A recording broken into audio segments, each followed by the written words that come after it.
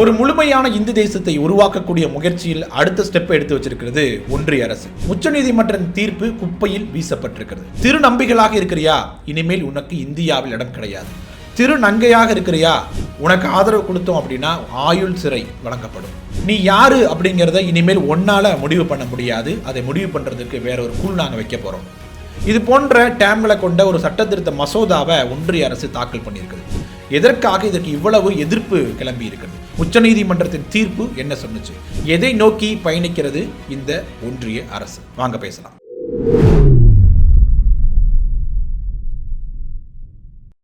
They will decide my gender.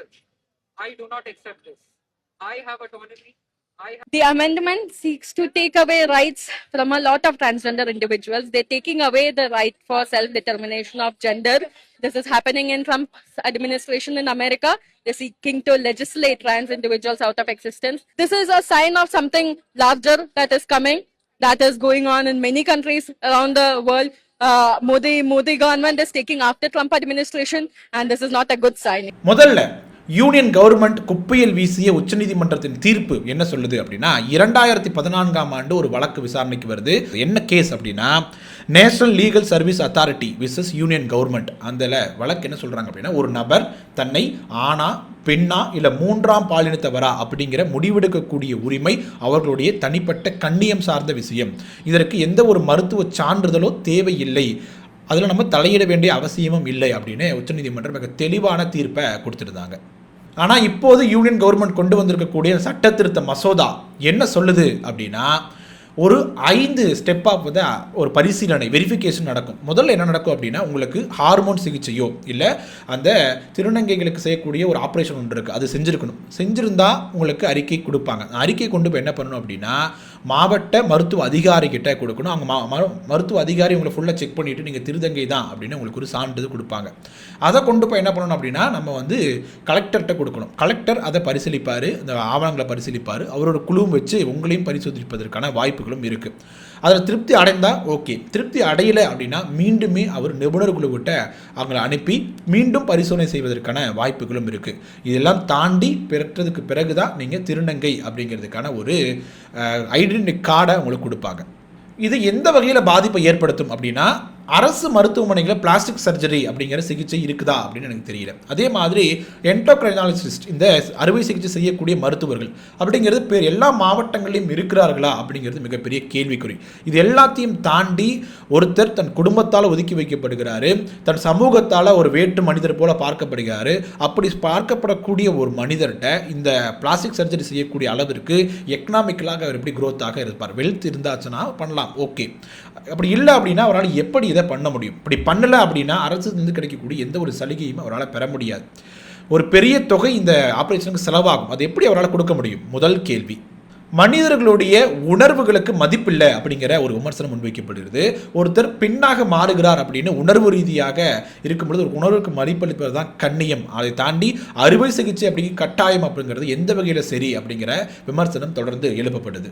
இன்னொரு பக்கத்து ஒரு தனி மனிதனுடைய அடையாளத்தை அதிகாரிகள் கையிட்ட கொடுக்கும் பொழுது அவங்களுடைய ஒரு பர்சனல் சார்ந்த விஷயமாக இருக்கக்கூடியது, அதை மிஸ்யூஸ் பண்ணுவதற்கான வாய்ப்புகள் நிறையா இருக்குது. ஊழல் சார்ந்த விஷயங்கள் நிறைய நடப்பதற்கான வாய்ப்புகள் இதற்கு சமூகம் சாதியாக தொடர்ந்து புறக்கணிக்கப்பட்டு கொண்டிருக்கக்கூடிய இந்த ஒரு டிரான்ஸ்ஜெண்டர் வகையை சேர்ந்தவர்கள் இன்னும் கூட மன அழுத்தத்திற்கும் அவங்க பொருளாதார ரீதியாக இன்னும் கீழே போவதற்கான வாய்ப்பை தான் உருவாக்குமே ஒழிய அவங்க கைப்பிடித்து தூக்கக்கூடிய வேலையை செய்ய வேண்டிய அரசு இது மேலும் மேலும் அவங்க கீழே அமுக்கக்கூடிய வேலையை தான் தொடர்ந்து செய்கிறாங்க அப்படிங்கிறது தான் விமர்சனத்தின் முக்கிய புள்ளியாக வைக்கிறாங்க. யோசிச்சு பாருங்க, திருநங்கை அப்படிங்கிறது சொன்னாலே ஒதுக்கி வைக்கக்கூடிய சமூகத்தில் அதையும் தாண்டி நீ திருநங்கை எப்படி நான் நம்புறது? போயிட்டு வா, போய் ஆப்ரேஷன் பண்ணிட்டு வா, போயிட்டு ஒரு 5 ஆஃபீஸர்கிட்ட கையெழுத்து வாங்கிட்டு வா, அப்போ தான் உனக்கு ஐடி கார்டு கொடுப்போம், ஐடி கார்டு கொடுத்தா தான் நீ அரசு சார்ந்த சலுகைகளை பெற முடியும் அப்படின்னு மிரட்டும் தோணியில் இருக்கக்கூடிய சட்ட திருத்தமாக இது இருக்குது அப்படிங்கிறது தான் இந்த எதிர்ப்பிற்கான மைய கருவாக இருக்குது. இதற்கு பேர் பாதுகாப்பு சட்டம் கிடையாது. இது ஒரு மருத்துவ சர்வாதிகாரம் அப்படின்னு மிக கடுமையான குற்றச்சாட்டையும் ஒரு தரப்பினர் வச்சுட்டு இருக்கிறாங்க. இந்த மசோதாவுடைய மிக கொடூரமான பகுதியே இதுதான் அப்படின்னு சொல்லலாம். அடையாள அழிப்பு அப்படின்னு சொல்லலாம். அதாவது இவங்க ஒரு வரையறையை வச்சிருக்காங்க. அதாவது கின்னர், ஹிஜ்ரா, ஹரவானி, ஜோக்டா போன்ற ஒரு சமூக குழுக்களுக்குள் இருந்த அப்படின்னா அந்த வரையறைக்குள்ளே இருந்தோம் அப்படின்னா நீங்கள் திருநங்கைகளாக அங்கீகரிக்கப்படுவாங்க. அதுவும் இல்லாமல் பிறக்கும் போதே இந்த ஒரு பாலின கலப்போடு பிறக்கிறாங்க, அதாவது இன்டர்செக்ஸ் மாற்றங்களோடு இருக்கிறாங்க அப்படின்னாலும் திருநங்கைகளாக அங்கீகாரம் கொடுக்கப்படும். அதையும் அந்த 5 இந்த ஸ்டெப்பை கடந்து வந்து தான் அவங்க வாங்க முடியும் அப்படிங்கிற நிலை இருக்குது. இந்த இடத்துல தான் ஒரு குறிப்பிட்ட இனக்குழுவே ஓரம் கட்டக்கூடிய வேலையை செய்கிறாங்க. யார் அப்படின்னா டிரான்ஸ்மென், டிரான்ஸ்வுமன், நான் பைனரி அப்படின்னு சொல்லக்கூடியவர்கள், திருநம்பிகள் என்று சொல்லக்கூடியவர்களும், நாங்கள் ஆணும் இல்லை பெண்ணும் இல்லை போன்ற உணர்வோடு இருக்கிறோம் அப்படின்னு சொல்லக்கூடியவர்களுக்கும் இந்த இடத்துல இடமே கிடையாது அப்படிங்கிறது தான் மிக கொடூரமான ஒரு விஷயமாக பார்க்கப்படுது. இது ஒரு சட்டமே இல்லைங்க, வெளிப்படையான மிரட்டல் அப்படின்னே சொல்லலாம். நீங்கள் என்னுடைய சித்தாந்தத்துக்குள்ள வரியா, என்னுடைய வரையறையை நீ பின்பற்றுறியா, ஒன்றை லிஸ்ட்டில் வச்சுக்குவேன். அப்படி இல்லை அப்படின்னா நீ இந்தியாவுக்குள்ளே எந்த ஒரு அடையாளமும் இல்லாத ஏதோ ஒரு விலங்கு போல தான் நீ வாழ்ந்தாகணும் அப்படிங்கிற ஒரு நிலைக்கு தள்ளக்கூடிய மசோதாவாக இருக்குது. திருநம்பிகள், திருநங்கிகள் அப்படின்னு நம்ம தமிழ்நாட்டை பொறுத்த வரைக்கும் அழகான பெயர்களை வச்சு கூப்பிட்றோம். அப்படி இருக்கும் பொழுது திருநம்பிகள் அப்படிங்கிற ஒரு டேமே சட்டத்திருத்தத்தில் கிடையாது. இந்தியாவிலேயே திருநம்பிகள் அப்படிங்கிற ஒரு இனக்குழுவே இல்லை அப்படிங்கிறது தான் இந்த சட்டத்திருத்தத்தோட மிக ஆபத்தான பகுதி. அவங்க எப்படி படிக்க முடியும், எப்படி சொத்துக்கள் வாங்குறது, எப்படி இந்த தம் நாட்டுக்குள்ளே வாழ்கிறது, எந்த அடையாளத்தின் அடிப்படையில் வாழுவாங்க அப்படிங்கிற மிகப்பெரிய கேள்வி நம்ம மனதுக்குள்ளிடும். இது ஒரு கடுமையான சித்தாந்தத்தை நோக்கி இந்தியா பயணிச்சுட்டு இருக்கு அப்படிங்கிறது நம்ம தெளிவாக கண்முன் காட்டக்கூடிய செய்தியாக இது இருக்குது. அடுத்த மிக கொடூரமான விஷயம் என்ன அப்படின்னா, ஆதரவு கொடுக்குறியா அவங்களுக்கு, உனக்கு ஆயுள் தண்டனை வரைக்கும், நீ சாகும் வரைக்கும் ஜெயிலில் கிடப்ப அப்படிங்கிற ஒரு சட்ட திருத்தம் இதில் அடங்கி இருக்குது.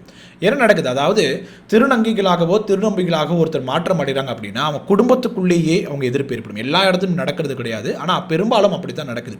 அவங்க வீட்டிலிருந்து விரட்டப்படுறாங்க.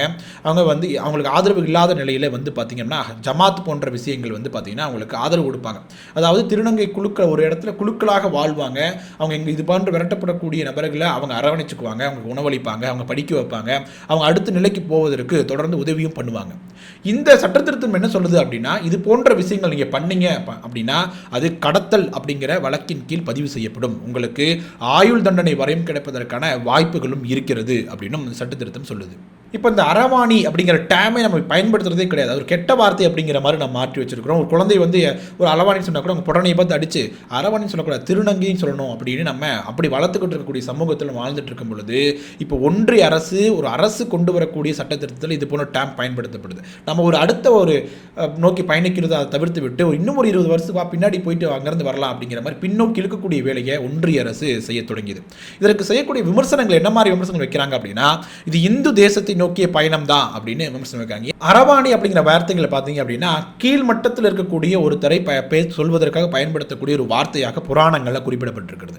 அப்படி இருக்கும்போது அந்த போன்ற ஒரு டேமை எதற்காக ஒரு சட்ட திருத்தத்தில் நீங்கள் பயன்படுத்தணும் அப்படிங்கிற ஒரு கேள்வியும் எழத் தொடங்கி இருக்கிறது. ஏன் வேறு டேம் யூஸ் பண்ணலாம்ல, சட்டம் தான் கொண்டு வரீங்க, ஓகே, அந்த டேம் கூட மாற்றாமல் பயன்படுத்துறீங்க அப்படிங்கிற விமர்சனம் தொடர்ந்து சொல்லப்பட்டு இருக்கிறது. அதே நேரத்தில் திருநங்கைகள் தொடர்பான மருத்துவ குறிப்புகளை நம்ம வெளிப்படையாக வெளியிட வேண்டியதாக இருக்குது, ஆட்சியர்கிட்ட கொடுக்க வேண்டியதாக இருக்குது. இது அவங்களுடைய பிரைவசியை முழுவதுமாக காற்றில் பறக்க விடுது. தனி மனித சுதந்திரம், அவங்க ரகசியம் காப்பது அப்படிங்கிறது இருக்கும் பொழுது அதை நம்ம வெளிப்பட்டு வெட்ட வெளிச்சமாக காட்டுவது அப்படிங்கிறது எப்படி சரியானதாக இருக்கும் அப்படிங்கிற ஒரு விமர்சனமும் முன்வைக்கப்பட்டுக்கிட்டு இருக்கு. கடைசியாக சொல்லக்கூடிய விஷயம் ஒன்றே ஒன்று தான், ஒரு சட்டம் கொண்டு வரோம் அப்படின்னா அது மக்களை காப்பாற்றுறதுக்காக தான் இருக்கணும். ஒரு இனக்குழுவை அழிப்பதற்காகவோ இல்லை அவனுக்கு ஆதரவு தெரிச்சு அப்படிங்கிறதுக்காக அவனை கூண்டலை ஏற்றுறதுக்காகவோ இருக்கவே கூடாது. அப்படி ஒரு சட்டம் இருக்கிறது, அதுவும் உலகின் மிகப்பெரிய ஜனநாயக நாட்டின் சட்டமாக இருக்கிறது, எப்படி நியாயமாக இருக்கும்? உலகம் மிக வேகமாக வளர்ந்துட்டு இருக்கும்போது இது போன்ற ஒரு சட்டம் பாஸ் ஆச்சு அப்படின்னா திருநங்கைகளும் திருநங்கைகளும் அவர்களுடைய ஒவ்வொரு நாள் வாழ்க்கையும் மிகப்பெரிய போராட்டக்களமாக மாறுவதற்கான எண்ணத்தோடு தான் இது போன்ற சட்டங்கள் கொண்டு வரப்படுகிறதோ அப்படிங்கிற கேள்வியும் நமக்குள்ள எழத் தொடங்கி இருக்குது. இந்த நேரத்தில் நம்ம எல்லாரும் ஒன்றாக சேர்ந்து அவர்கிட்ட கேட்க வேண்டிய ஒரே கேள்வி, என்னுடைய அடையாளம் உன்னுடைய அதிகாரமா அப்படிங்கிறது தான். இந்த சட்டத்திருத்த மசோதாவை பற்றி உங்களுடைய கருத்துக்கள் என்ன அப்படிங்கிறத கமெண்ட் செக்ஷன் சொல்லுங்கள். இந்த வீடியோவை நிறையா பேருக்கு ஷேர் பண்ணி ஒரு விழிப்புணர்வை ஏற்படுத்துங்க. வீடியோ பிடிச்சிருந்துச்சு அப்படின்னா லைக் பண்ணிக்கோங்க. தொடர்ந்து இது போன்ற வீடியோக்களில் சந்திக்கலாம், தொடர்ந்து பேசுவோம். நன்றி.